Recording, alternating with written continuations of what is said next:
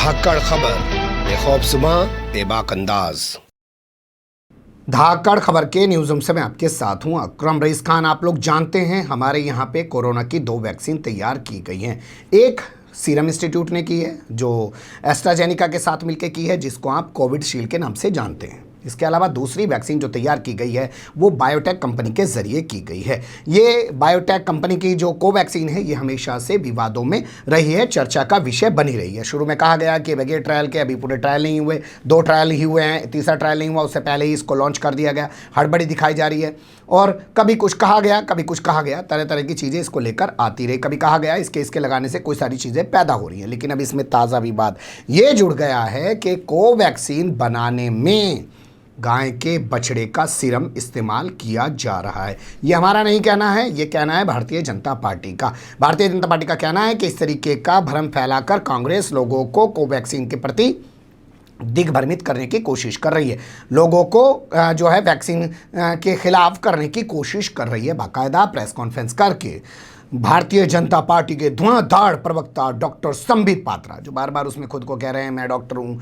मैं जानता हूँ कैसे क्या चीज़ होती है, उन्होंने ये दावा किया है। तो सवाल यही पैदा होता है कि उन्होंने आखिर किस आधार पे दावा किया है। तो उन्हीं के दावे के मुताबिक उन्होंने कहा कि पवन खेड़ा जो कांग्रेस के प्रवक्ता हैं, उन्होंने प्रेस कॉन्फ्रेंस करके इस तरीके का आरोप लगाया है और सोशल मीडिया में ये खबरें चल रही हैं। हमने सर्च करने की कोशिश की, हमें पवन खेड़ा वाली वो बाइट नहीं मिल पाई। हम लोग काफ़ी देर ढूंढते रहे तो हमें लगा कि छोड़िए, जब खुद ही संबित पात्रा पवन खेड़ा का नाम ले ही रहे हैं तो उन्हीं की ज़बानी आपके सामने रख देते हैं। कम से कम झूठ तो क्लियर होना चाहिए, क्या अफवाह फैलाई जा रही है और क्या सच है, ये तो आपके सामने आना चाहिए।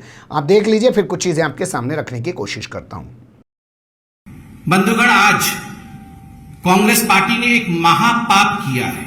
मैं इसे महापाप कहूंगा क्योंकि जिस प्रकार का भ्रम कोवैक्सीन को लेकर, जो भारत में निर्मित वैक्सीन है, कोविड का वैक्सीन है, उसको लेकर जिस प्रकार का भ्रम आज कांग्रेस पार्टी ने सोशल मीडिया और प्रेस कॉन्फ्रेंस करके उनके प्रवक्ता ने फैलाया है, ये महापाप है। अपने इस प्रेस कॉन्फ्रेंस में पवन खेड़ा ने जो बाइट उन्होंने दिया है टीवी में, और खास करके गौरव फांडी जो कि कांग्रेस पार्टी के नेशनल कन्वीनर हैं उनके सोशल मीडिया के, उन्होंने यह आक्षेप लगाया है कि जो कोवैक्सीन है उसमें गाय के बछड़े का सीरम होता है, उसमें गाय के बछड़े का खून होता है। मुझे बताते हुए बड़ा दुख हो रहा है कि जब हमने ट्विटर के माध्यम से, जब हमने सोशल मीडिया में इस प्रकार के प्रचार को देखा तो उसमें यहां तक बातें की गई थी कि काउ स्लॉटर करके, गाय और बछड़ों को मार करके ये वैक्सीन तैयार किया गया है। इस प्रकार का भ्रम कांग्रेस पार्टी फैला रही है।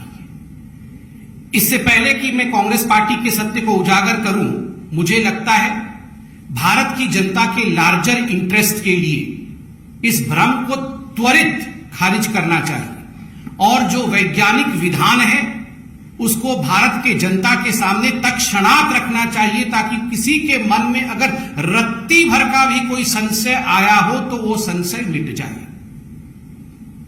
पहली बात तो यहां भारतीय जनता पार्टी स्पष्ट करना चाहती है, और एक पॉलिटिशियन होने के नाते नहीं और केवल एक डॉक्टर होने के नाते भी नहीं, जो साइंटिफिक कम्युनिटी ने और जो हेल्थ मिनिस्ट्री ने अभी क्लैरिफिकेशन दिया है इस विषय को लेकर, वो क्लैरिफिकेशन पब्लिक डोमेन में मौजूद है और स्पष्ट रूप से ये क्लैरिफिकेशन और साइंटिफिक डोमेन आज हिंदुस्तान का कहती है कि कोवैक्सीन में कोई बछड़े का सीरम या गाय का खून नहीं है। कोई भी कोवैक्सीन में बछड़े या गाय का सीरम नहीं है, कोई भी खून नहीं मिला हुआ है, नंबर 1। और नंबर 2, यह वैक्सीन पूर्णतः सेफ है। इसमें किसी प्रकार का कोई अपभ्रंश, जिस प्रकार का एक कम्युनल एंगल देते हुए इसे अपभ्रंशित करने की कोशिश की जा रही है, ऐसा कोई अपभ्रंश नहीं। देखिए, मैं एक डॉक्टर भी हूं, मैं इसे टेक्निकली थोड़ा सा 10-20 सेकंड में आपको समझाना चाहूंगा। ये जो काव या काफ मतलब बछड़ा होता है, ये जो काफ का सीरम होता है, ये सीरम किस लिए इस्तेमाल किया जाता है?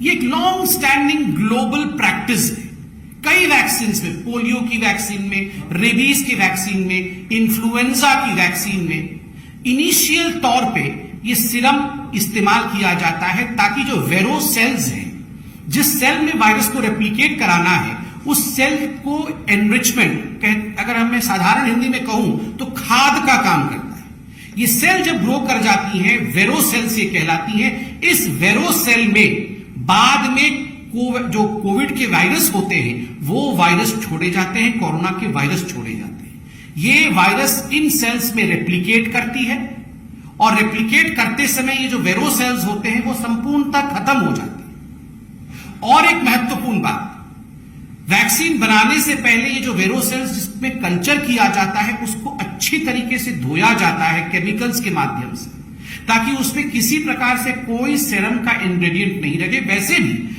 वेरो सेल समय के साथ समाप्त हो जाता है और उसके अंदर जो वायरस रेप्लिकेट करते हैं उन वायरसेस को निकाल करके उस वायरस को इनएक्टिवेट करके, क्योंकि ये डेड वायरस वैक्सीन है, उसको इनएक्टिवेट करने के बाद कोवैक्सीन बनाया जाता है। ये सारे विषय बड़े स्पष्ट रूप से टेक्निकली हमारे देश के बड़े वैज्ञानिकों ने समझाया और समय समय से समझाया। उसके बावजूद कांग्रेस पार्टी ने जिस प्रकार की उद्दंडता की, धृष्टता की, महापाप किया है, the Congress party has sinned today. ये पाप से और सिन से कम नहीं।